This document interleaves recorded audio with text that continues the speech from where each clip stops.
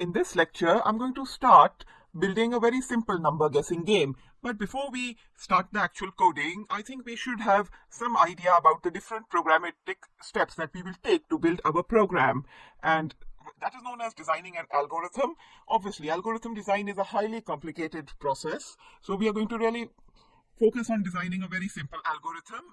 And it is not exactly formalized algorithm development, but we will develop a simple algorithm and try to execute the same in Python. So, what do I need for my number guessing game?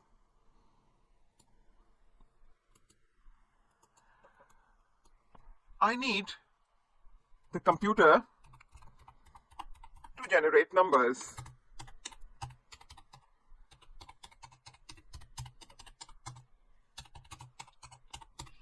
In a given range.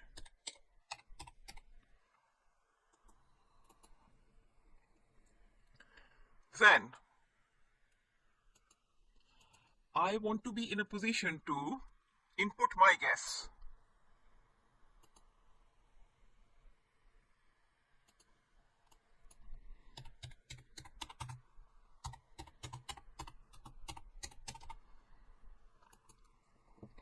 We've already covered how to generate random numbers within a given range, and we also know how to get inputs from the user and to convert them to integers. So that is something you are already familiar with. But once we do that, we need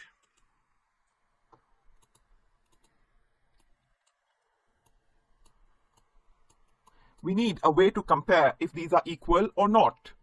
And if you remember, for comparing numbers, we have the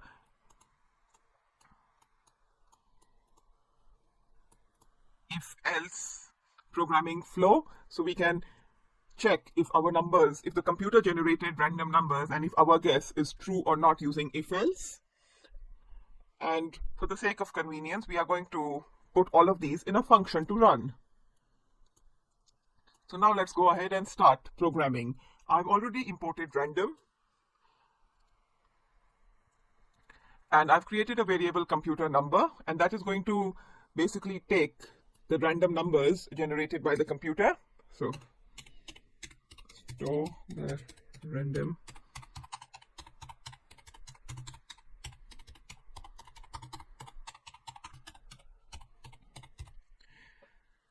the variable computer underscore no is this particular entity basically. Now I've created a function using def. The function is called same number, and I have a target and a number. These are the arguments. If the target is equal to number, then my result is win, else it is false, and the function returns the result. And I'm going to take guess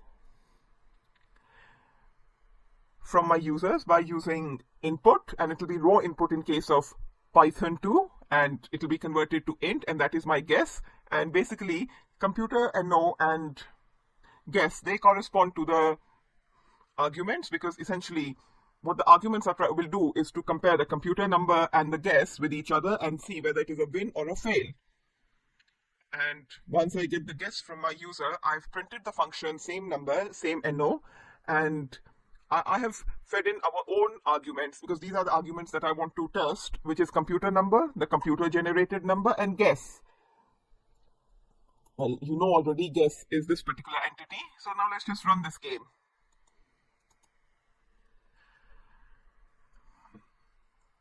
Since my computer generated number is going to be in a very small range from 1 to 4, I should also guess my number accordingly. So let us guess 3. Win.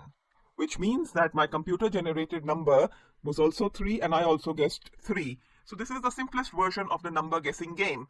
But what happens if I generate numbers between 1 to 50? Then my game becomes very complicated, because then I have literally 50 numbers to choose from.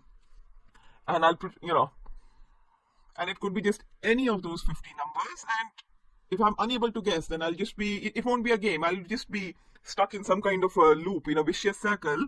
So maybe if I want my game to become more interesting, I should be able to guess 50 numbers, and my program should also give me hints, if my guess is too high or too low. So now we are going to carry on and see if we can make the game, slightly more complicated and slightly more interesting and intuitive. Now, we are going to continue and build on the game that we had been working on previously, and we are going to make things more challenging. Now, I want to be able to play with more numbers. Basically, I want my range of numbers to be 1 to 20, and I want to be able to guess the correct number from between 1 to 20, and that will require me to extend the previous program that we had created. So, the first thing is that we are going to again have a computer-generated number within a given range. Then we are going to take the user's guess, check if the numbers are equal, and if it is, then it is a win, and we've gone that far. But since we play with 20 numbers, it can become a bit of a thankless task. So what happens, maybe it might be more useful that we tell the player that if the computer-generated number is greater than the number we have guessed, we provide them with a hint that it is low. And if the computer-generated number is less than what I have guessed or the user input, then we provide them with the hint that actually it is just too high. So, they may just have a better idea which number to guess. So now let's just carry on and build this.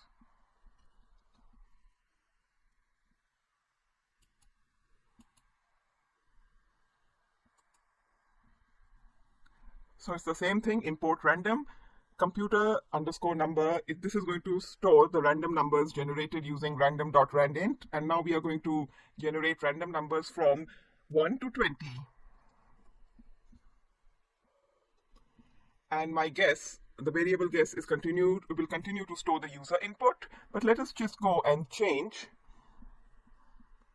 this particular function, same number, and obviously target and number, they are the arguments that we have passed into our function, because this is how we test if the target and the number we have input, are they meeting the condition or not, and if yes, then we win, if not, we fail. So now let us just extend this. If the target, which is a computer generated number, is the same as the number that we have guessed, the result is win. This is a no-brainer. It should make complete sense to anyone, but I'm interested in something else.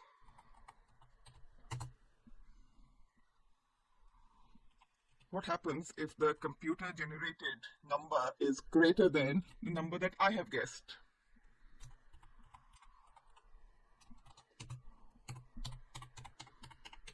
Well, let's just write it down. Computer number greater than my guess.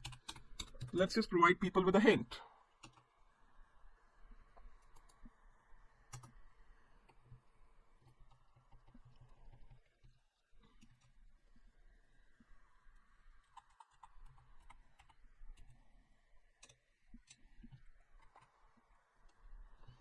That it's too low, and basically they'll have to adjust their estimates accordingly.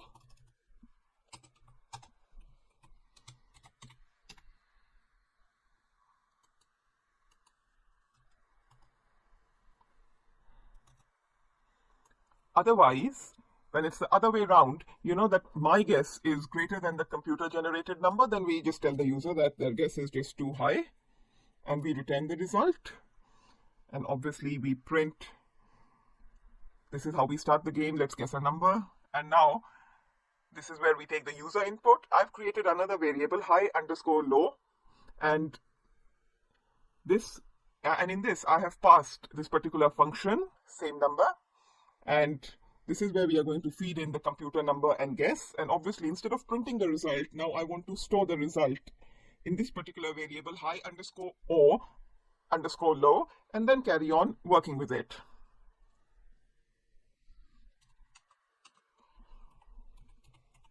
So, and this variable is going to store whether I've won or I've lost or so on. So while I'm yet to win,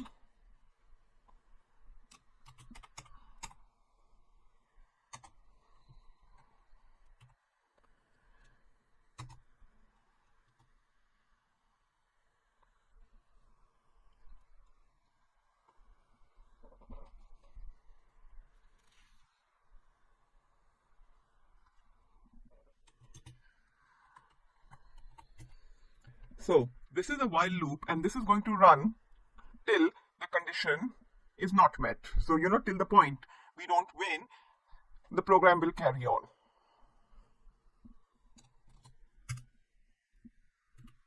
And now I'm going to use a combination of loops, and now I'm going to use while and if loops together. And if you recall, in this section we had combined our loops together. So now let's just start testing the conditions the way we did before with if else.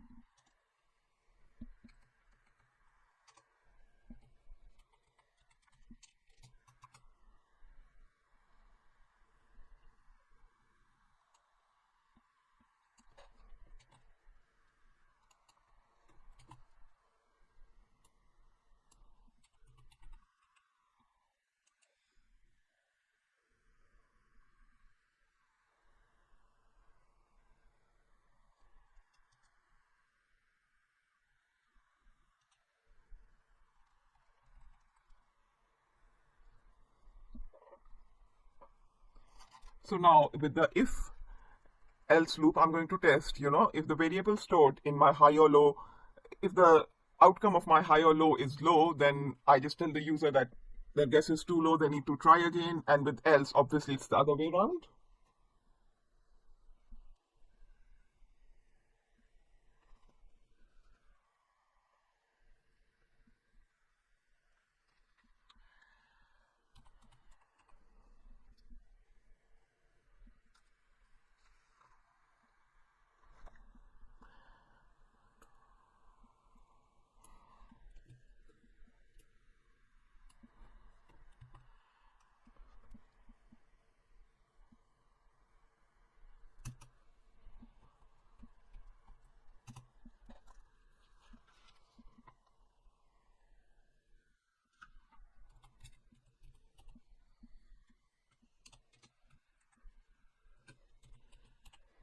So, and again we call the same function and we guess, if the computer generated number is the same as our guess or not.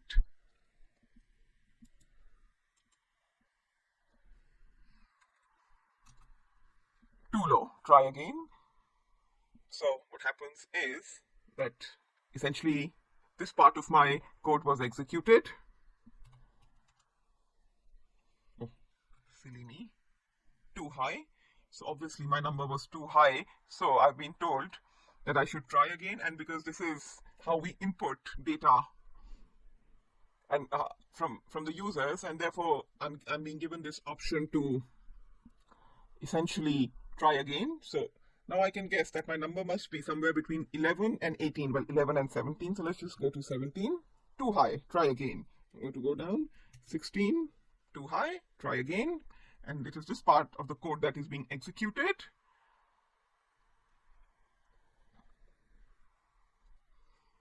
15. Too high. Try again.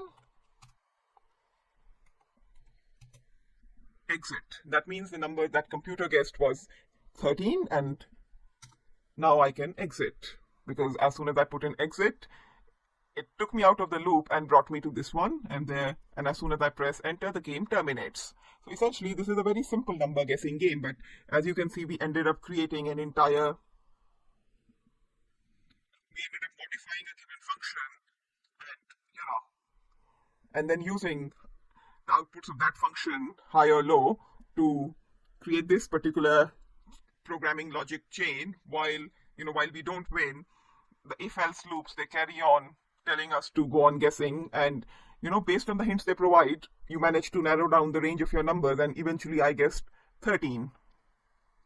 So with this, you've created your first simple Python based number guessing game, and congratulations if you've gotten this far, because this program frankly involves a lot of programming logic and getting a hang of loops. And in case things are not clear, I would suggest that you go back to working through all what we have covered about loops. So we come to the end of this section 3, and we have covered a lot of ground in this section, and you have been introduced to programming loops and what we can do with these programming loops. These are very important concepts to master, both for Python programming and for programming in general. You have been provided with an introduction to if-else loops, and you know how you can test a binary condition with an if-else loop. Test if a number is greater than a certain quantity or not. Use of elif to expand the scope of if-else condition testing has been covered. We have also covered the use of while loops, and these are the loops that are executed while a condition is true. You have been introduced to for loops. Now you know how you can use loops for iterating over data structures.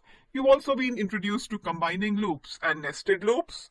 Finally, we applied all this knowledge together with our previous knowledge of defining our own functions to build a very simple number guessing games. And then we finally added advanced features to our game using loops.